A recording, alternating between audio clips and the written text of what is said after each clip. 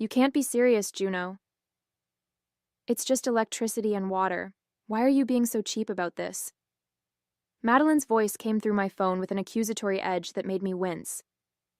Family helps family. You know I would do the same for you. Would you, though? I challenged, pacing across my apartment in Seattle. Because when I needed a place to stay during that conference last year, you said your guest room was being renovated. That was different, she countered. We actually were renovating. For 6 months? Look, it's not like you can't afford it. You're single with no kids and that tech job pays you ridiculous money. Meanwhile, I'm supporting a family of 5 on a teacher's salary. I took a deep breath. Madeline, it's not about affording it. The cabin costs me over $2,000 a month in mortgage, insurance, taxes, and regular maintenance. You're asking to use it for 3 weeks without contributing anything. It's sitting empty anyway, she exclaimed. What difference does it make if we're there or not? The bills still exist. You're seriously going to nickel and dime your own sister. My name is Juno Reynolds, 29 years old, and the proud owner of a cabin on Lake Chelan in Washington State. I purchased it last year after saving for nearly a decade, a personal achievement I'm immensely proud of. What I want is simple: to enjoy my vacation property on my terms and to have my boundaries respected by my family. Standing in my way is my older sister Madeline, who seems to believe that my possessions are community property, particularly when it benefits her. I'm not nickel and diming you, I said firmly. I'm asking you to contribute to the utilities you'll be using. That's completely reasonable. Mom and Dad think you're being ridiculous too, Madeline replied, playing her trump card. That gave me pause. You've already talked to them about this? Of course I have. They agree that this isn't how family treats family. I felt a familiar knot forming in my stomach. Madeline had always been expert at rallying our parents to her side in any dispute. As the oldest, with 3 kids and a perpetually tight budget, she had perfected the art of positioning herself as the struggling underdog, worthy of everyone's support and accommodation. We'll talk more later, I said, not wanting to escalate things further without collecting my thoughts. I need to get back to work. Fine, she huffed, but this conversation isn't over. After hanging up, I checked my email and felt my heart sink. There was a message from my property management company about the cabin, with the subject line, Urgent Water Damage Report. Apparently there had been a small leak in the utility room during the last heavy rain. Nothing catastrophic, but it would need immediate repair. The estimate attached was for $3,500, money I hadn't budgeted for this month. As I stared at the figure, I couldn't help but think about Madeline's demand that I foot the bill for her 3-week family vacation, while also covering unexpected expenses like this. Something had to give, and for once, it wasn't going to be me. Growing up as the youngest of 4 siblings in a middle-class household in Washington State taught me the importance of both self-reliance and resourcefulness. Our parents, while loving, had stretched finances with multiple children, so I learned early to save for what I wanted and work for what I needed. By 16, I had 3 jobs: bagging groceries after school, tutoring on weekends, and mowing lawns in the summer. Every dollar went into my someday fund. Madeline took a different path. 5 years my senior, she married young to her high school boyfriend Louis, had 3 kids in quick succession, and settled into the role of struggling but virtuous mother. She was a dedicated elementary school teacher, and I genuinely admired her commitment to education and her children. But there had always been an assumption that her choices were somehow more noble than mine, and therefore more deserving of family support. Juno's doing great, our mother would say, but Madeline is raising the next generation. That's the real work. So it became a pattern. Madeline needed help with childcare, so I would drive 2 hours on weekends to babysit. Madeline's car broke down, so our parents lent her money they could ill afford. Madeline wanted family photos, so I, with my expensive camera hobby, was expected to provide professional quality portraits for free. I never minded helping. Not really. Family matters to me. But the reciprocity that should exist between siblings never materialized. When I needed anything, There was always a reason why Madeline couldn't help. The kids were sick, Louis was working overtime. They were just so stretched thin right now. The cabin represented my breaking free from this dynamic. I had saved diligently for years, working overtime and investing carefully. When I found the property on Lake Chelan, a modest 2-bedroom with a stunning view of the water, I knew it was meant to be mine. My siblings had reacted with varying degrees of enthusiasm when I announced the purchase. "That's awesome," my brother Jason had said sincerely. "Seems excessive for one person," my sister Grace had remarked. "I can't wait to visit," Madeline had exclaimed, already making plans. I hadn't thought much about that last comment at the time. Of course my family would visit occasionally. I wanted to share the joy of this special place with them. What I hadn't anticipated was Madeline's assumption that my second home would become her family's free vacation spot whenever they wanted it. The first time she asked, I happily agreed. It was winter break, and they stayed for 5 days. When they left, I discovered broken dishes, stained towels, and heating bills triple the usual amount. Madeline brushed off my concerns. Kids will be kids. And it's just stuff, Juno. The second time, I hesitated, but eventually said yes. The pattern repeated. Messes left. Costs incurred. No acknowledgement of the imposition. Now, facing her third request, this time for a full 3 weeks in the height of summer, something in me balked. I loved my sister, but a growing suspicion had taken root that her version of family helps family only flowed in one direction. The next evening, my parents called. I knew exactly what it was about before I even answered. "Juno, honey," my mother began in that placating tone she reserved for family disputes. "We need to talk about this situation with Madeline and the cabin." I sighed. "Mom, I'm just asking her to contribute to the utilities while they're there. It's not unreasonable." "She says you're asking for rent," my father chimed in, his voice tinged with disapproval. "I'm not," I clarified. "I'm asking her to cover the utilities they'll use during their 3-week stay. The electric bill alone will be substantial with 5 people running the air conditioning in July." "But you'd be paying those bills whether they were there or not," my mother countered, echoing Madeline's argument. "That's not true," I explained patiently. "The baseline costs are low when no one's there. It's the usage that drives up the bills." There was a pause, then my father spoke again. "Juno, we raised you to be generous with family. Madeline doesn't have the financial flexibility you do. Her kids have been looking forward to this vacation for months." The implication was clear. I was being selfish, prioritizing money over my niece's and nephew's happiness. "I understand that," I said, trying to keep frustration from creeping into my voice. "But I just got hit with a $3,500 repair bill for water damage at the cabin. I have financial limitations too." "Well," my mother said, her tone shifting to something almost conspiratorial. "Madeline did mention she thought you might try to use money problems as an excuse. She showed us your Instagram post about your new paddle boards." I felt a flash of heat rise to my face. Yes, I had purchased 2 paddle boards last month, on sale, with money I had specifically saved for cabin recreation equipment. That Madeline had used this against me, presenting it to our parents as evidence of frivolous spending while I cried poor, felt like a betrayal. "I'm not using money as an excuse," I said firmly. "I'm setting a reasonable boundary." "Family shouldn't have boundaries like that," my father replied. "When you were in college, did we charge you rent during summer breaks?" "No, but..." "And when you needed help with the down payment for your first apartment, who lent you the security deposit?" my mother added. "You did, and I paid it back with interest," I reminded her.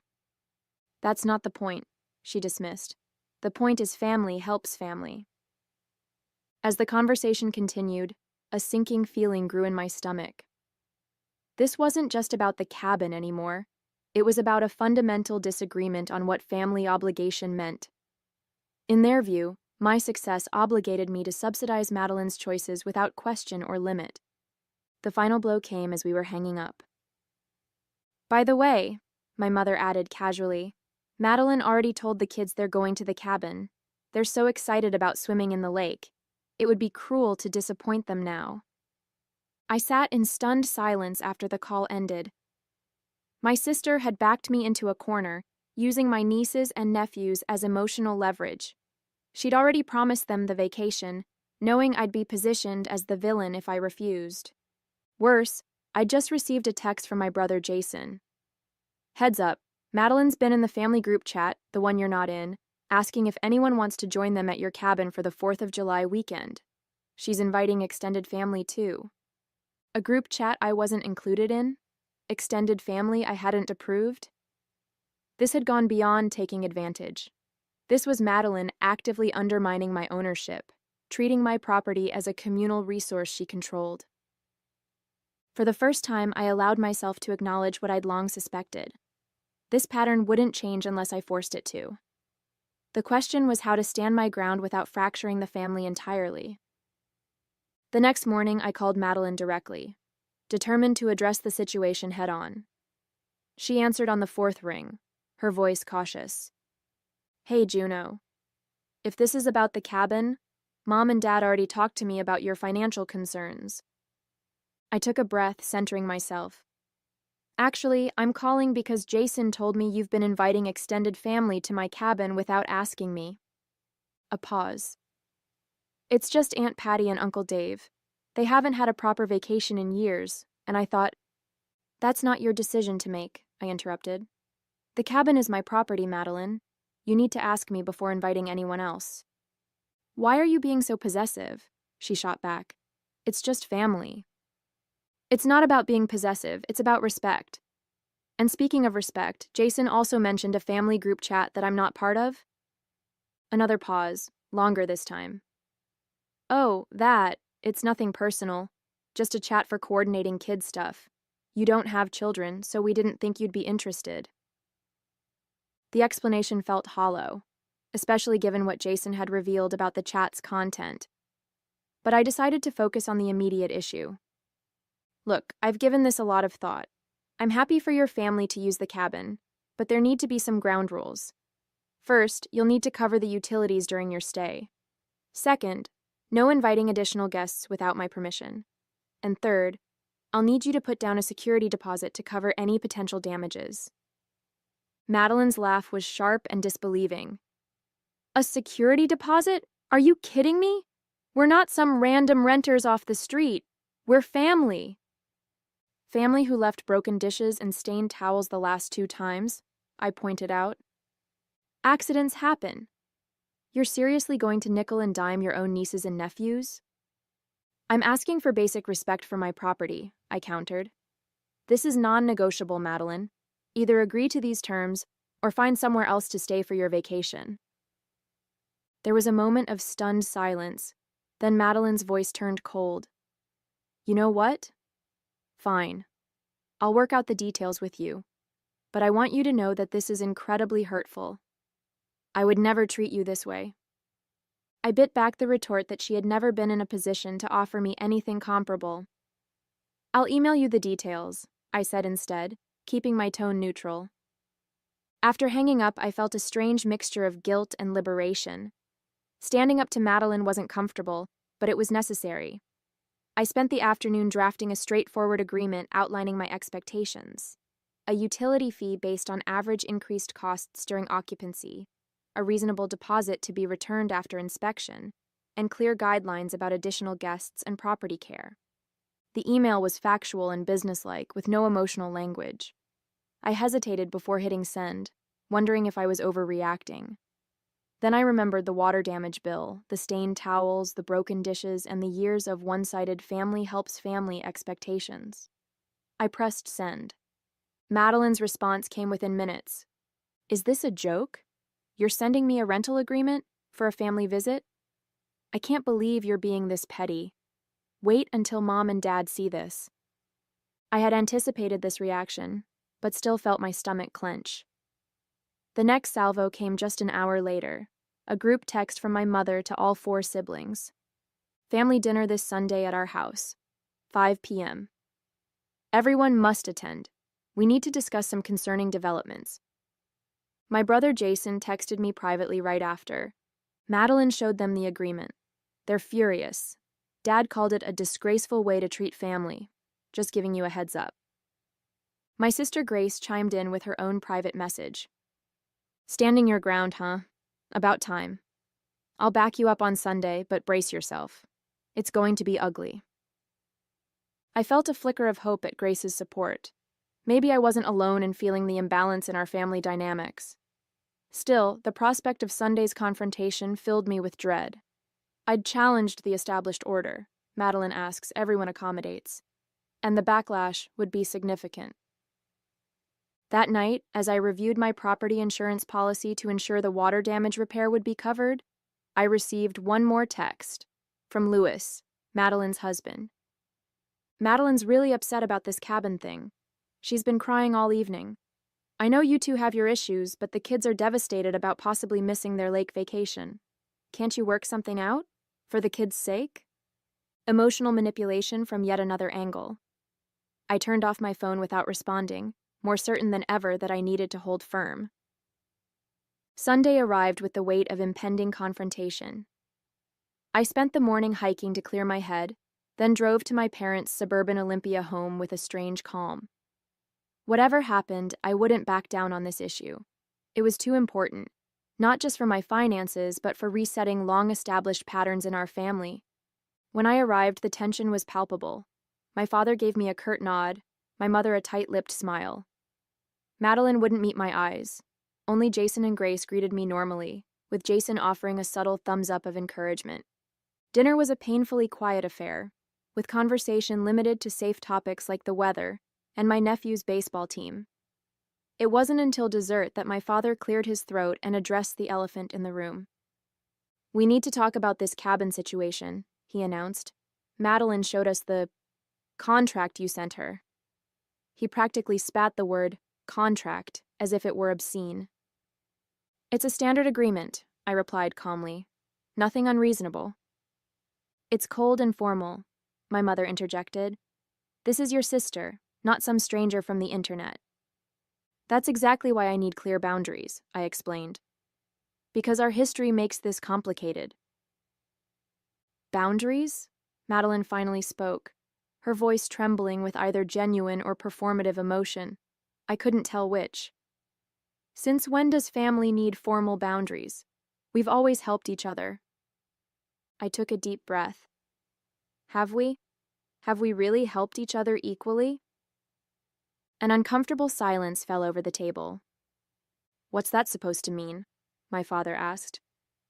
"It means," I said carefully, "that family helps family has mostly meant everyone accommodating Madeline, with little reciprocity."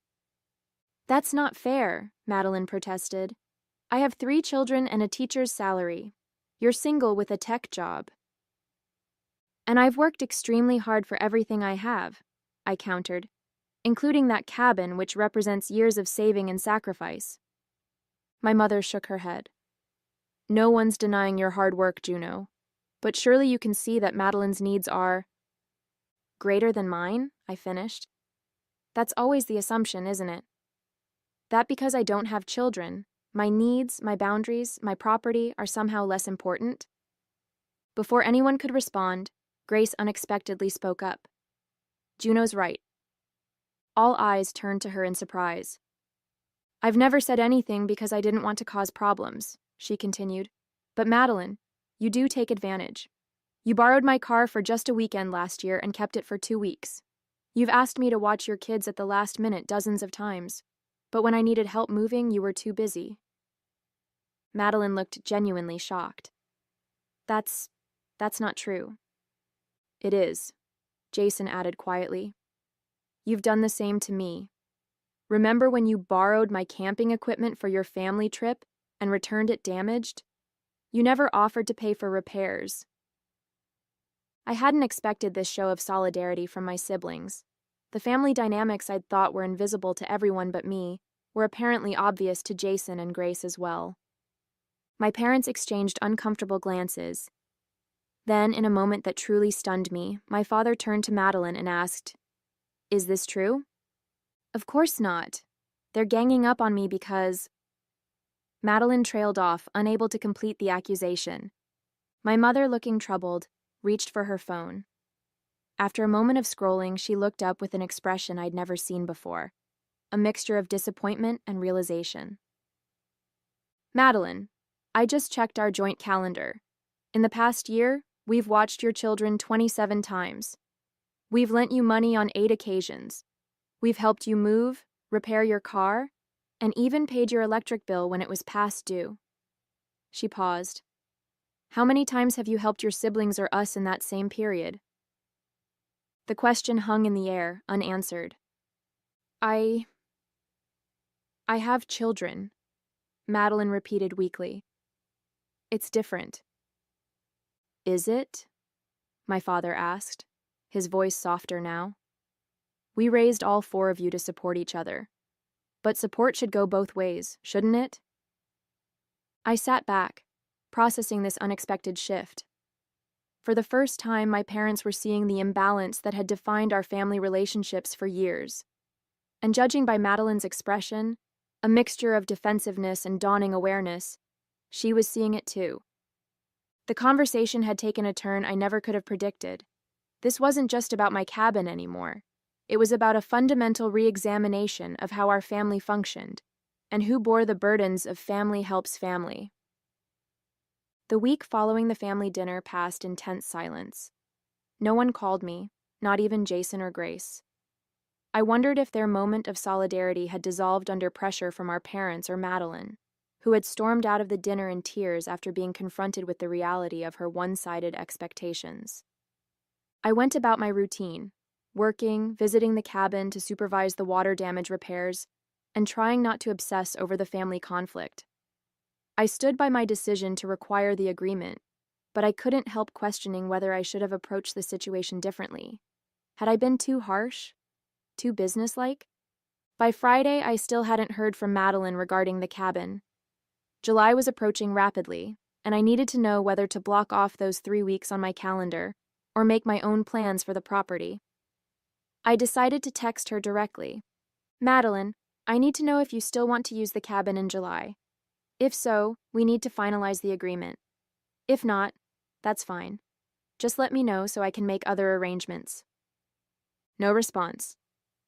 On Saturday morning, I was at the cabin overseeing the installation of a new water heater when my phone rang. It was my mother. Juno, she began, her voice carefully neutral. We've been talking as a family about this situation, and we'd like to have another meeting tomorrow. Would you be willing to come? Is this an ambush? I asked cautiously. No, she assured me. It's a genuine attempt to work things out.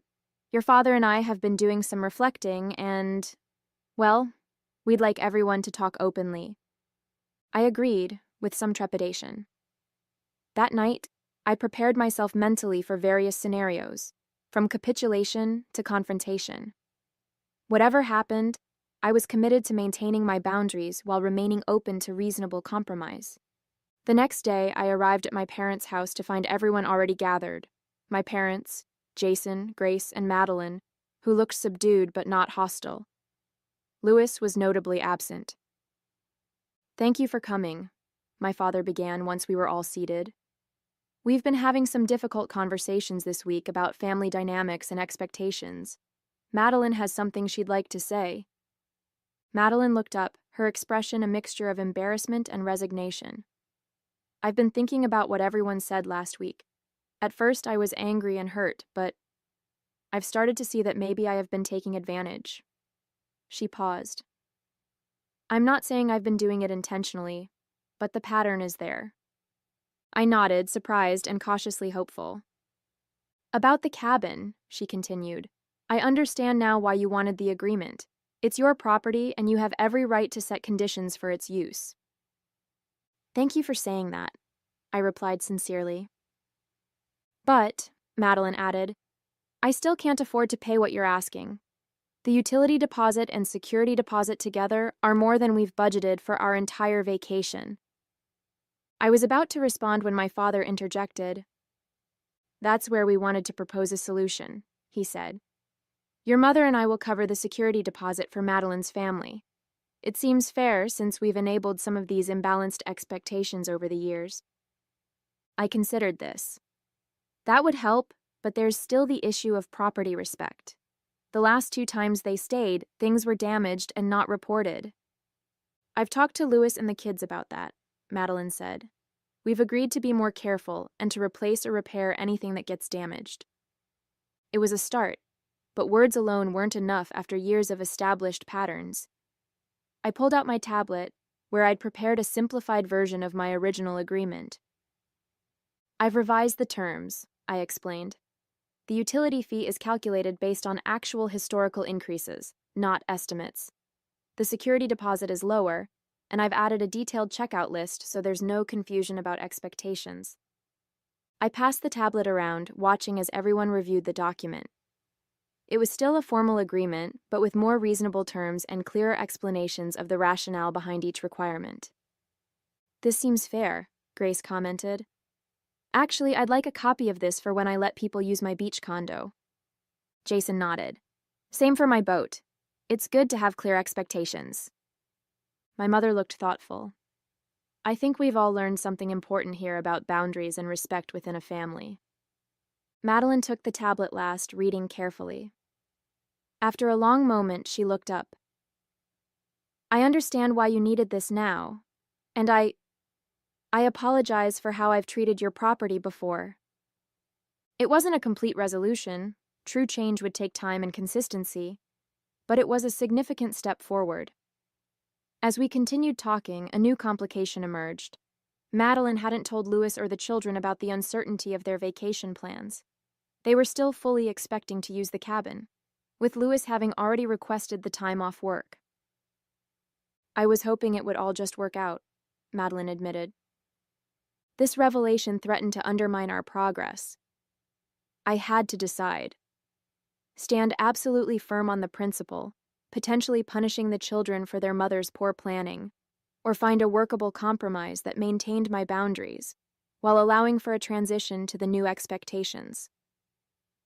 7 days after presenting Madeline with the formal rental agreement, I received a text message from her that simply read, "Can we talk about the cabin, in person?" I suggested meeting at a coffee shop near my apartment, neutral territory where we could speak privately.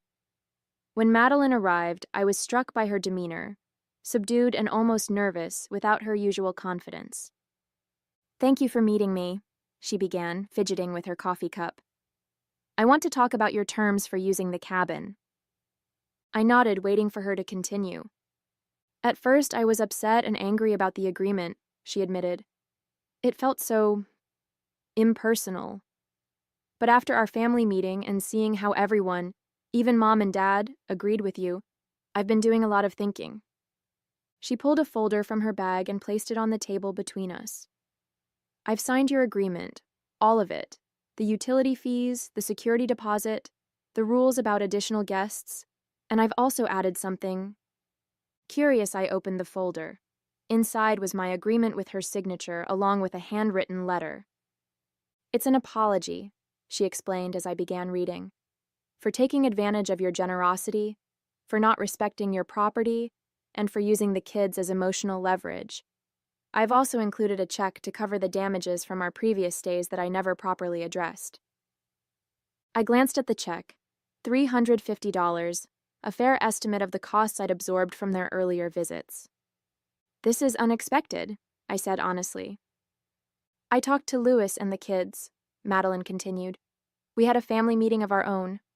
I explained that Aunt Juno's cabin isn't a free hotel, and that we need to treat it, and you, with more respect. The kids actually suggested doing chores around the property during our stay to help earn their keep." She looked at me directly, her expression sincere. I've never had to face the pattern of my behavior before. Everyone always accommodated me because of the kids, because we're always struggling financially. But that doesn't make it right to take advantage of my family, especially you. The shift was remarkable. Not just the acknowledgement of past behavior, but the concrete actions to change it. For the first time in our adult relationship, Madeline was treating me as an equal, whose boundaries deserved respect.